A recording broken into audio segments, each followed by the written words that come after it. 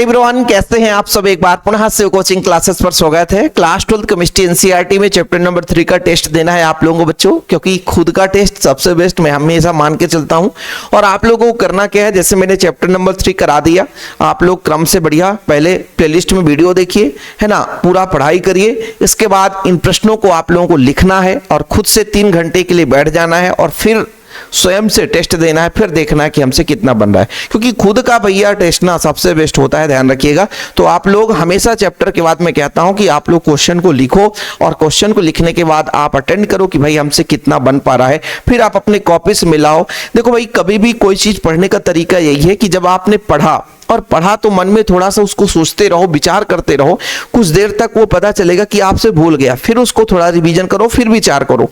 यदि इतना नहीं है तो आप शाम सुबह पढ़ो और शाम को कॉपी पे लिखो, फिर देखो कि हमसे कितना बन पा रहा है। 2-4 बार नहीं बना तो फिर पढ़ लो, फिर अगले दिन लिखो। ये प्रक्रिया यदि 2-4 बार करते हो ना बच्चों, तो हमेशा के लिए क्वेश्चन तैयार हो जाता है।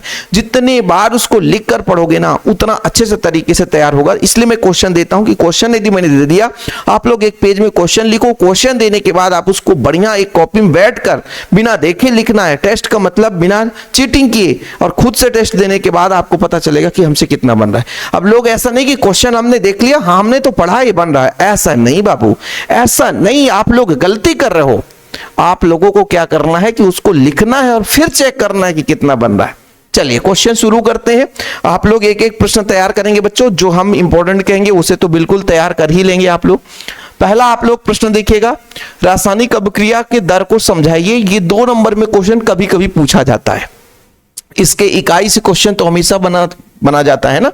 चलिए, अभिक्रिया की दर को प्रभावित करने वाले कारक, रासायनिक अभिक्रिया की दर और दर स्थिरांक में अंतर, ये आपका इंपॉर्टेंट है बच्चों, ठीक है। वीवीआई क्वेश्चन हम मानकर चलते हैं।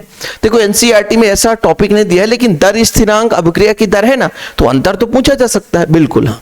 अभिक्रिया की कोटि और अनुसंगता पर टिप्पणी, ये भी आपका क्वेश्चन काफी महत्वपूर्ण है बच्चों। यहां से अंतर की बात करूं, चाहे इसके, देखो भाई, यदि आप लोग अंतर पढ़ोगे चाहे उसका डिटेल पढ़ोगे, वही चीज है। अभिक्रिया की कोटि या अनुसंगता के बारे में आप पढ़ लिए तो आपका अंतर आसानी से तैयार हो जाता है, ठीक है। अभिक्रिया की कोटि के आधार पर दर स्थिरांक की इकाई, तो मैंने इसको पहले से हाईलाइट कर दिया है कि this is a very very important question, okay. तो भैया इसका जो आप यूनिट्स है वो आप लोग निकाल सकते हो। शून्य कोटि अभिक्रिया, हाँ यहां से क्वेश्चन आपका वीवीआई क्वेश्चन स्टार्ट हो जाता है। शून्य कोटि अभिक्रिया के लिए और प्रथम कोटि अभिक्रिया के लिए ये आपका है ना थ्योरम है, इसे आप लोगों को तैयार करना ही करना है। बाकी इन सारा चीज बच्चों मैंने क्लासेस मैंने दे दी है, मतलब वीडियोज अपलोड कर दिया है। वीडियोज कहां मिलेगा सर? बोर्ड एग्जाम 2027 के लिए हमने प्लेलिस्ट बना दिया है, क्रम से आप देखोगे मजा आ जाएगा। और जो बच्चा चाहता है कि सर हमें प्रॉपर नोट्स चाहिए, तो नोट्स के लिए आप लोग, ये व्हाट्सएप नंबर है 9685299149। जिन बच्चों को भी आप लोगों को प्रॉपर पढ़ाई करना है तो आपके पास प्रॉपर नोट्स होना चाहिए, और नोट्स के लिए मात्र 100 रुपए लगते हैं। बढ़िया नोट्स आपको दिए जाते हैं, तो व्हाट्सएप नंबर पर आप कांटेक्ट कर सकते हो, स्क्रीनशॉट ले लो, क्वेश्चन नोट कर लो। आगे देखिए बच्चों, सक्रण ऊर्जा और दहली ऊर्जा में संबंध, क्वेश्चन काफी महत्वपूर्ण है। और इसके बाद आर्हेनियस समीकरण, ये आपका वीवीआई क्वेश्चन है ना। संघट्ट का सिद्धांत, ये 1 नंबर 2 नंबर में संघट्ट आवृत्ति किसे कहते हैं, यहां से क्वेश्चन। देखो भाई, आंकी क्वेश्चन जो बनता है वो आंकी क्वेश्चन बनता है शून्य कोटि और प्रथम कोटि अभिक्रिया से। अच्छा, एक क्वेश्चन यहां पर आप लोगों को शायद नहीं मिला होगा, वो काफी महत्वपूर्ण है बच्चों, जो कि यहां पर मैं आपको नोट कर देता हूं कि अर्ध आयुकाल किसे कहते हैं। कौन सा क्वेश्चन बच्चों? अर्ध आयुकाल। अर्ध आयुकाल किसे कहते हैं? अर्ध आयुकाल किसे कहते हैं? अर्ध आयुकाल किसे कहते हैं, ठीक है। ये क्वेश्चन किसे कहते हैं?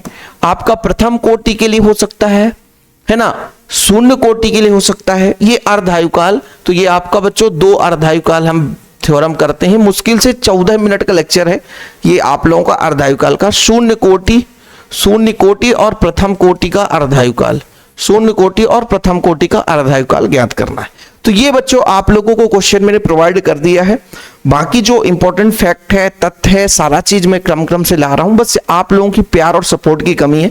जितना बेहतर आप लोग सपोर्ट करोगे, जितना आपका रिस्पॉन्स अच्छा रहेगा, टीचर भी उतना ही खुश होता है और आपके लिए मेहनत करता है। ठीक है, तो फिलहाल बच्चों आप लोगों से बस यही उम्मीद है कि वीडियो को शेयर कर देंगे, है ना, थम्स अप करके अटेंडेंस लगा दें। भैया कितने बच्चे पढ़ना शुरू कर दिए हैं अभी? भाई कुछ लोग सोचते हैं गर्मी है कोई दिक्कत नहीं, बाद में पढ़ेंगे, तो बाद में भी पछतावा रह जाता है। इसलिए अभी से शुरू कर दो, क्योंकि बाद में भाई आप लोगों के पास समय नहीं रहेगा और फिर आप लोग सोचोगे हम कैसे क्या पढ़ें। ठीक है, तो प्यार भरा नमस्कार बच्चों, ऐसे ही प्यार सपोर्ट बनाए रखें। जय हिंद, वंदे मातरम।